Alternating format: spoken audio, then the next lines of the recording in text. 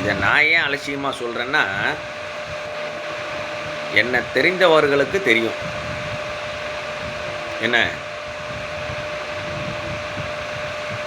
பிறவியிலேயே பிறக்கும் பொழுதே பணங்காசை பார்த்தோம் நான். அதனால் எனக்கு வந்து இந்த பணங்காசுங்கிற மமதை வந்து கிடையாது. புதுசாக நான் பார்க்கல. இதோ ஒரு சில நேரங்களில் கஷ்டப்பட்டுருக்கேன், இல்லைன்னு சொல்லலை. சின்ன வயசுலாம் இல்லை, அதெல்லாம் வந்து பெரிய குடும்பஸ்தனாகி 40 வயசுக்கு அப்புறம் தான் ஒரு சில கஷ்டங்கள்லாம் பட்டிருக்கேன், இல்லைன்னு சொல்லலை.